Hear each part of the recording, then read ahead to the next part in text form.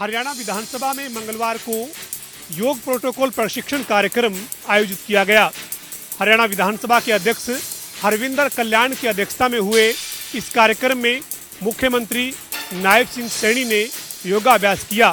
इसके साथ ही कैबिनेट मंत्री श्याम सिंह राणा समेत कई विधायक भी इस योग अभ्यास में मौजूद रहे। हरियाणा योग आयोग के चेयरमैन डॉक्टर जयदीप आर्य ने मुख्यमंत्री नायब सिंह सैनी समेत तमाम जनप्रतिनिधियों को योग प्रोटोकॉल का अभ्यास करवाया। इस दौरान मुख्यमंत्री नायब सिंह सैनी ने कहा कि देश के प्रधानमंत्री नरेंद्र मोदी के नेतृत्व में आज योग को वैश्विक स्तर पर पहचान मिली है। इसके साथ ही मुख्यमंत्री ने कहा कि हरियाणा के 883 गांव में व्यायामशालाएं खोली गई हैं, जिनमें सुबह सुबह गांव के लोग योग अभ्यास करते हुए नजर आते हैं। इस दौरान मुख्यमंत्री नायब सिंह सैनी ने कहा कि इस बार 21 जून को राज्य स्तर पर अंतर्राष्ट्रीय योग दिवस मनाया जाएगा। सीएम ने कहा कि इस बार योग दिवस पंचकुला में राज्य स्तरीय कार्यक्रम के जरिए मनाया जाएगा। दिल्ली में आज एनसीआर प्लानिंग बोर्ड की बड़ी बैठक हुई। केंद्रीय मंत्री मनोहर लाल की अध्यक्षता में बैठक हुई। इस बैठक में हरियाणा के मुख्यमंत्री नायब सैनी और दिल्ली की मुख्यमंत्री रेखा गुप्ता समेत उत्तर प्रदेश और राजस्थान के कैबिनेट मंत्री शामिल हुए। आपको बता दें कि इस बैठक में विभिन्न मसलों पर चर्चा हुई। सबसे पहले इस बैठक में जो चर्चा रही वो एनसीआर इलाके को लेकर हुई। खबरें इस प्रकार की थी कि एनसीआर इलाके को लेकर जो परिवर्तन है वो किया जा सकता है, एनसीआर क्षेत्र का जो दायरा है वो घटाया जा सकता है। लेकिन आज इस बैठक में निर्णय लिया गया है कि एनसीआर क्षेत्र का दायरा फिलहाल नहीं घटाया जाएगा और उसके साथ साथ एनसीआर के को लेकर जो 2041 का प्लान है उसको लेकर इस बैठक में चर्चा हुई है। एक सब कमेटी बनाई गई है। वो सब कमेटी अपनी जो रिपोर्ट है राज्यों और केंद्र सरकार के साथ जो अधिकारी हैं उसमें जो है बनाती हुई जो है नजर आएगी और 15 अगस्त तक ये कमेटी अपनी रिपोर्ट देती हुई नजर आएगी। इसके अलावा एनसीआर प्लानिंग बोर्ड की अगली बैठक दिसंबर में हो सकती है।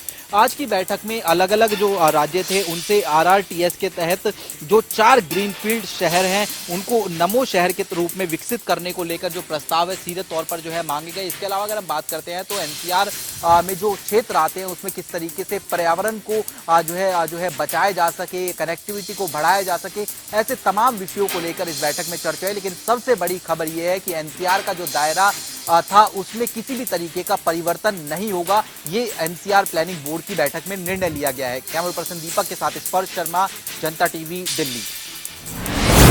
फरीदाबाद के उद्योगपतियों को गैंगस्टरों से धमकी दिलाने के मामले में आईबी के एक सदस्य को पुलिस ने गिरफ्तार किया है। दरअसल जांच जब की गई थी, क्योंकि लगातार फरीदाबाद में उद्योगपतियों को धमकियां मिल रही थी, लगातार उनसे फिरौतियों को लेकर जो है वो गैंगस्टरों के माध्यम से धमकी मिल रही थी। इस पूरे मामले पर जब फरीदाबाद पुलिस ने जांच की तो जांच में पता चला कि फरीदाबाद के सेक्टर 9 का रहने वाला एक दीपक गोयल नाम का व्यक्ति एक आईबी के बंदे से जो है वो जुड़ा हुआ है और दीपक गोयल का काम था फरीदाबाद को उद्योगपतियों की जानकारी जो है वो आईबी के सदस्य तक पहुंचाना और उसके बाद आईबी का सदस्य गैंगस्टरों के साथ मिलकर जो है वो उनको फोन के माध्यम से थ्रेट यानी कि धमकियां दिलवाने का काम करता था, जिस पर फरीदाबाद पुलिस ने पहले दीपक गोयल को गिरफ्तार किया और बाद में जो है वो आईबी के बंदे को भी जो है वो गिरफ्तार कर लिया गया।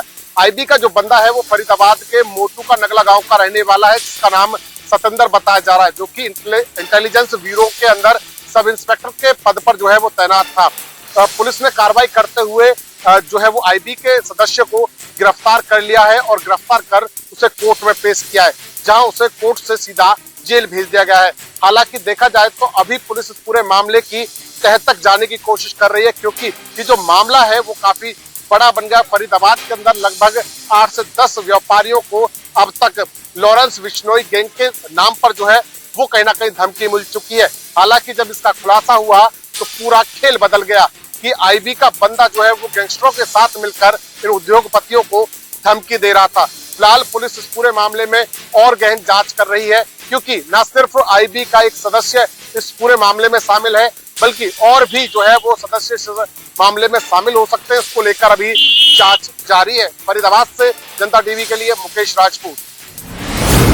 काशी में NS10 में बने जो कि शोरूम के मैनेजर को चाकुओं से गोदने के मामले में पुलिस को बड़ी सफलता मिली है।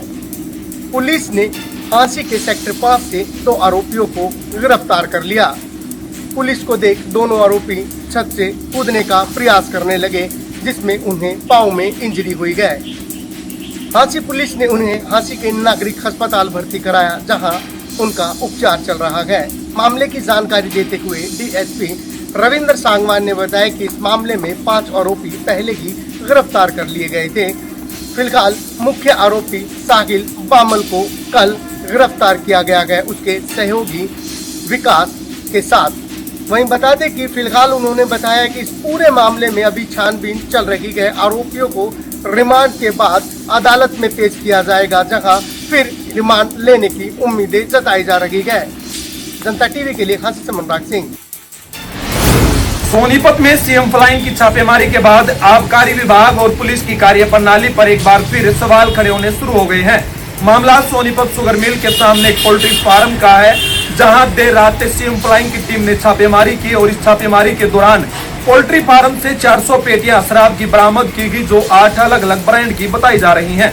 इस शराब की कीमत करोड़ों रुपए बताई जा रही है और इस छापेमारी के बाद आबकारी विभाग और पुलिस को सूचना दी गई, जो मौके पर बुलाया गया और अब सोनीपत सिविल लाइन थाना पुलिस इस पूरे मामले की जांच कर रही है। आखिरकार ये इतनी बड़ी मात्रा में शराब की खेप यहाँ कब से रखी हुई थी और इस शराब को कहाँ पहुँचाया जाना था। सिविल लाइन थाना पुलिस इस पूरे मामले की गंभीरता से जांच कर रही है। सोनीपत से जनता टीवी के लिए सुशील मोर।